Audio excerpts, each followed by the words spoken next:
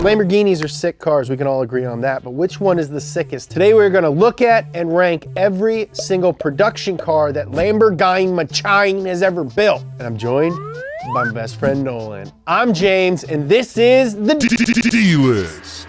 Thanks to AFK Arena for sponsoring today's video. I always wanted to build a strong and beautiful team that can go on adventures with me, and I never found a game that can help realize it, and it's been just a dream until AFK Arena comes into my sight. AFK is a rewarding, classic mobile RPG with a unique fresco art style set in a Western fantasy background. Excuse me, animator, do you mind? Oh, so much better. In the AFK Arena, you can build up a personalized team and level up heroes from 7 unique factions. It can be played casually with idle mechanics, giving you tons of offline rewards. And the different advantages of 7 unique heroes factions give you a lot of awesome strategic battle options and exciting adventures. My favorite hero is Hogan, Knight of the Kingdom. Not only does he look like me, but he's also part of the Lightbearer faction, and I think I know a thing or two about lightbearing. I've built my dream team in AFK Arena, and if you're wondering how you can get these gorgeous heroes, listen up. Download and play AFK Arena from April 6th through May 5th. It's their 2nd anniversary, and every player gets 100 summons and 1 special gift code. The bonus is unprecedented, and you definitely don't want to miss out. Click the link in the description and build your dream team with 100 free summons. And now, back to the show. Before we start, I have a monumental announcement to make. We've been making the D-List for about a year now, and I think it's safe to say that we changed the game. And when you change the game as much as we do, you gotta up your game. So we consulted with some of the top scientists, engineers in the list technology game, and we have come up with the Monolist. We're gonna be using the Monolist to rank every single Lamborghini production car ever made. No one-offs, no extremely limited editions that only like 5 people can buy. If we did that, we'd be here all day. And even though we are super buff, we're only 2 guys. So we asked you guys to rank all the Lamborghinis, and we're gonna be comparing our rankings to yours at the end of this episode. So without further ado, let's get into it with the first ever Lamborghini Mach.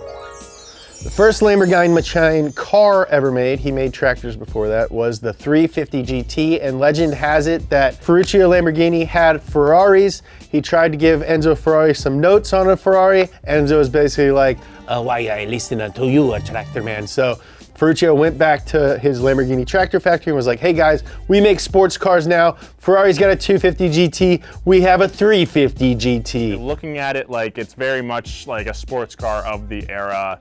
Not exactly hitting that, you know, like over the top Lamborghini flair yet. And I think like Lamborghini has always maintained this sort of FU attitude, and they're very proud of that. And this car was literally made to be an FU. So I think it definitely belongs somewhere near the top. We don't have anything to really compare it to, but yeah, that's a good place to start. By default right now. Next up, we got the 400 GT. This is just literally a better version of the 350 GT. It has better suspension. It's got a bigger 4-liter engine instead of the 3.5, hence the name. Bigger number means better. Yeah.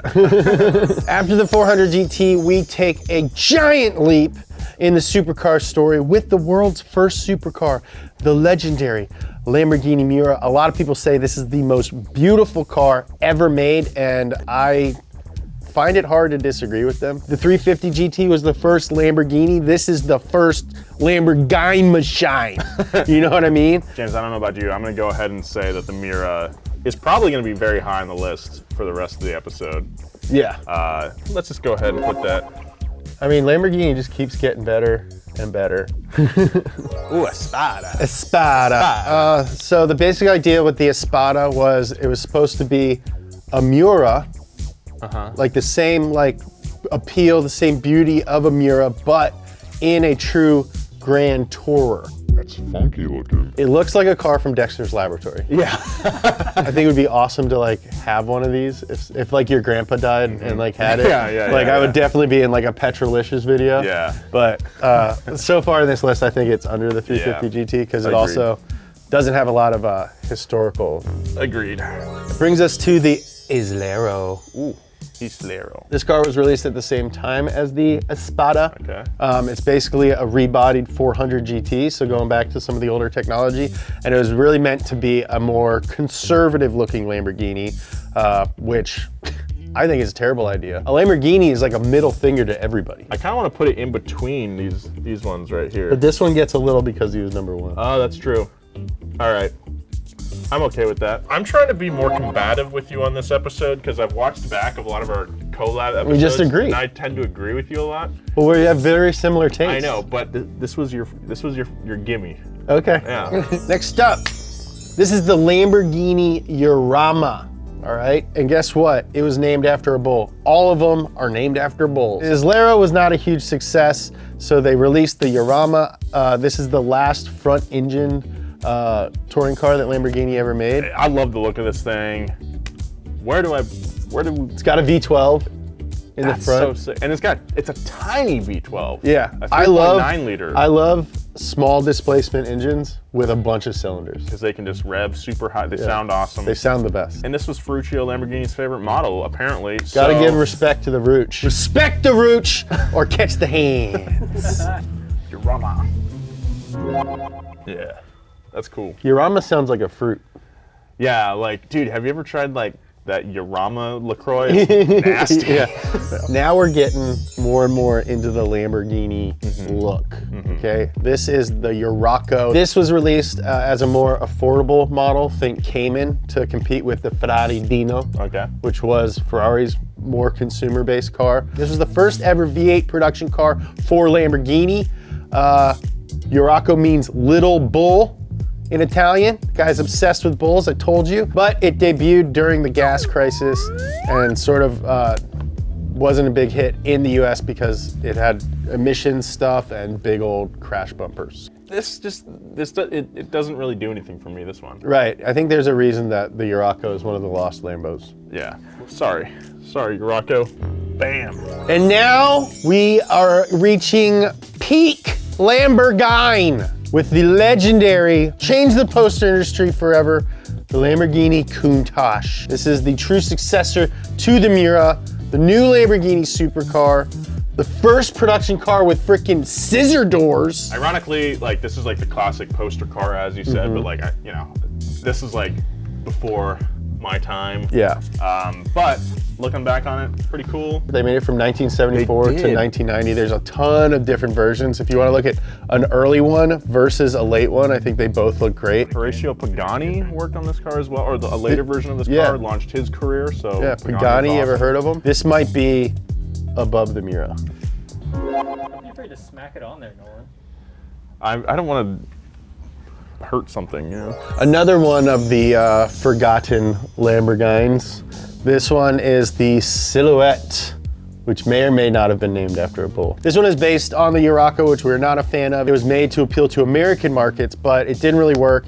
And that is, again, why this is another kind of forgotten Lamborghini. I would put it above the Urraco because Targas are cool. Otherwise, pretty much the same car. That's the only thing that is saving. It looks even worse, but Targas are sick, like you said. All right, Silhouette. Boom, beautiful. Next up, we have the Jalpa, named after a bull. This was the entry-level car for Lamborghini at the time for people who didn't want the absolutely bonkers Countach. It was an evolution of the Silhouette. As you can see, it still has a target top. This was the last vehicle to use a V8 that Lamborghini had all the way up until the Urus. 255 horsepower, not incredibly fast.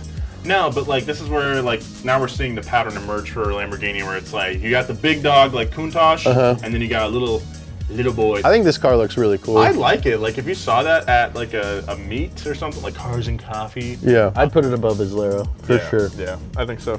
Please, if you're part of the Pebble Beach crowd and you know a ton about Lamborghinis, don't yell at us or make mean things about us. We are two dumb guys. We are just two dumb guys. Oh, the LM002, the Rambo Lambo. Yeah, Lamborghini's first dive into the SUV market before the SUV market was even a thing. This thing looks like an Italian Hummer, and I love it. I am here for it. They built it to dig themselves out of one of their many bad financial times, and the plan was to sell it to a military, but no military wanted it. Yeah, I believe at the time for the LM002, they made a prototype called the Cheetah, which was more of like a open air kind of vehicle, more like a old school Jeep. So then they had this and then put some leather seats in it. I mean, this thing is absolutely huge, and I'm really impressed that it went 0 to 60 in 7.7. Yeah, that's pretty quick. It's pretty quick. In the 80s for a big truck, this thing hauls. That's amazing. I gotta say, on the I want one ability of the list, the LM002 is probably right here. I would dream life. I'm living on like 150 acres. I got one of these things with a stand-up gun turret on the back, and I just pay a chauffeur to drive me around all day while I shoot targets in my field. We are getting into absolutely peak Lamborghini. Yep. Pretty much everything from here on out is a hit. This is, of course, the Lamborghini Diablo, the replacement for the Countach. The Countach was around for 16 years. It took 5 of those years for them to develop this bad boy. It was the first Lamborghini to hit over 200 miles per hour. I love the Countach, and I don't know if it's my age or something, but I would rather have a Diablo I think Diablo's cool. than a Countach. Yeah, I think a Diablo is cooler than a Countach. Absolutely. I think they did a great job taking everything that was really cool about such a legendary car, the Countach, and they just made it better. Also, it's named after the devil. Yeah, it's named after the devil himself. And we all know that all cars go to hell, so when this thing died, it went down there and it was like, hey, what's up? Me? Ace Ventura drove one in Dumb and Dumber. I saw a yellow one of these on Ocean Avenue in Santa Monica, and it was one of the coolest. Yellow, Ocean Avenue, yellow card. Why weren't there more backflipping why are there more backflipping violinists in pop punk? And the hits just keep on coming. The Lamborghini Murcielago. This is the first new design after 11 years of the Diablo. It was the first car that they put out once they were owned by Volkswagen. That's awesome. Who really saved the company. Lamborghini had a lot of bad financial times. We want to reiterate that. It means the vibes were off. Murcielago I am very partial to because this is, besides the Dodge Viper, Murcielago is like my teenage dream car. Yeah. I really want one in black. Yeah. Manual transmission. Batman drove one. This is our first step for all cars into like modern supercars. For sure. Supercars from the 90s, part of the appeal is like they're so hard to drive and they will kill you and they're uncomfortable. While I don't think the Murcielago is a comfortable car, it introduces stuff like all-wheel drive. This is a bigger deal on the car scale than the Diablo. Bam. Next up we have the Lamborghini Gallardo. It's not Gallardo, okay? In Italy, they pronounce the L. Lamborghini Gallardo. I asked them how to say it. They told me Gallardo. Have you even talked to them? No. Guess who has? Me. Guess what I asked? How do you say Gallardo? They said, you said it right. I don't even know why you asked that question. You're perfect. The Gallardo was meant to be an everyday Lamborghini. It's got a V10 instead of a V12. Did not have scissor doors. Got to dock points for that. Yeah. And it was Lamborghini's first car to make money in a while. And you got to give them points for that. Definitely. Yeah. I think it's an awesome looking car. I would love one, especially with a stick. But I think it's kind of boring looking compared to some of the other cars on here. I want to put it LM002. Yeah, I think that's I think that's appropriate. We've hit the Aventador, the current flagship Lamborghini. This is an awesome car. Yeah. This car is absolutely Lamborghini. I think Lamborghini has done a good job with some, compromise models like the Gallardo and the Huracan, but this is 1000% Lamborghini. And if you want to go even crazier, you can get the SVJ to be 10,000% Lamborghini. That thing's got 760 horsepower and the coolest spoiler ever to be put on a car. Pretty sick. I love this thing. We drove a white one. I love white supercars. Just the most like savage, like unnecessarily brutal. It still has a single disc clutch. Yeah, a single disc clutch. Shifting this thing, like, yeah, it's paddles, but it's like, yeah. It's like a Ducati. Like, some people love the chatter and some people don't. I personally love the chatter, and I will take chatter until chatter disappears, and chatter's gonna disappear soon. So we gotta protect what chatter we have and appreciate it. I love the Aventador. Oh, but do I love it more than the Diablo or the Murcielago? The SVJ is so tight. But which one would you rather pull up to a Cars and Coffee in? I'd go Murcielago first. 100%. Yeah. I want to say above the LM002. Yeah, me too. But still, okay. But still, I'd rather drive this car than this car, or this car. Yeah, this is by far the best to drive so far on the list, just because it's a modern car. It's got conveniences, but there's this. It's faster. It's faster. It's 100% the fastest car on this list. I got to show respect where respect is due. I got to give it up to my elders. Here we have probably one of the most popular Lamborghinis ever. Most from a sales perspective anyway. The Huracan, the Aventador's V10 powered little brother. Like we said, you know, the pairing of the big bro and the little bro, big sis and little sis throughout Lamborghini's history. I don't know how I feel about this one. I like the Huracan Performante, the track version, a lot. I think it has the same problem that the Aventador has. I think to a certain extent, Volkswagen has kept Lamborghini in business, but have they taken a little bit of the danger, a little bit of the excitement? I don't think that this car is as exciting as any of these. I think it's cooler than the Gallardo, for Me sure. too. We have one more production Lamborghini to go over, but before that, I wanted to add just a little bit of a bonus into the mix. This is the Lamborghini Mach 250 VRT tractor. This is their flagship open field tractor. This is the nicest open field tractor you can get from Lamborghini. It's made by Lamborghini Trattori. Oh. That means tractor factory.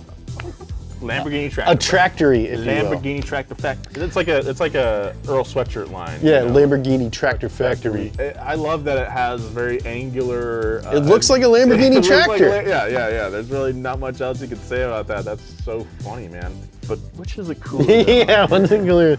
I think it's cooler than a Jalpa. You think so? Lamborghini tractor factory.